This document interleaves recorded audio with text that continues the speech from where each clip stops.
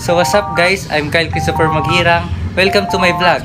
And today, I will show you some patterns in nature.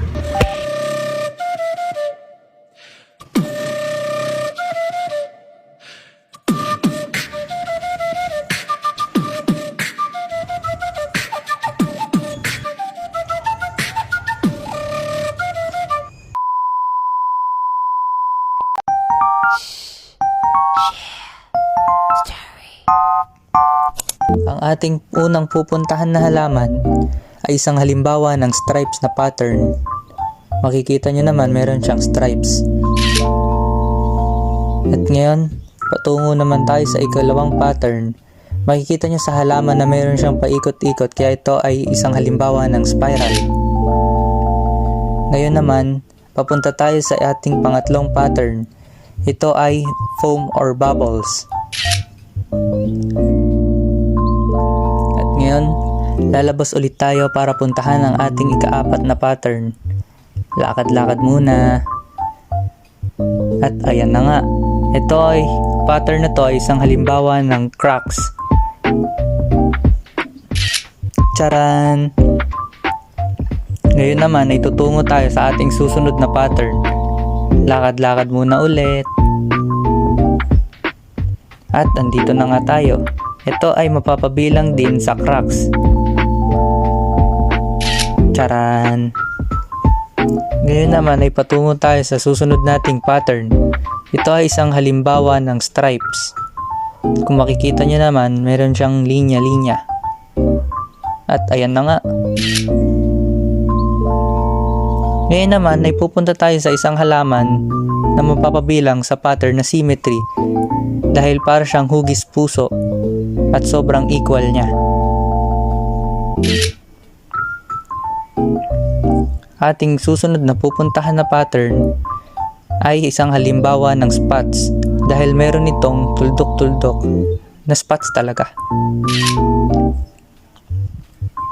And now, let's go upstairs.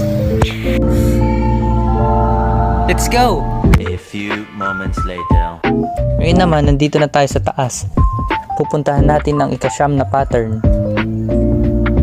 Ito ay ang halaman na ito na isang halimbawa ng fractals.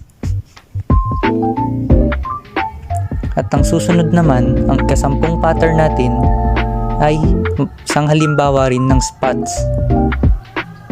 Charan! At ito naman tayo sa susunod nating halimbawa. Lakad-lakad muna ulit. At ayan na nga.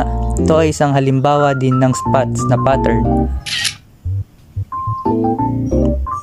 Patungo naman tayo sa ating pattern number 12. Ito ay isang halimbawa ng symmetry. Pag kinunan mo sa tuktok nito ay makikita mo naman. At papunta na nga tayo sa ating pattern number 13 na isang halimbawa ng stripes.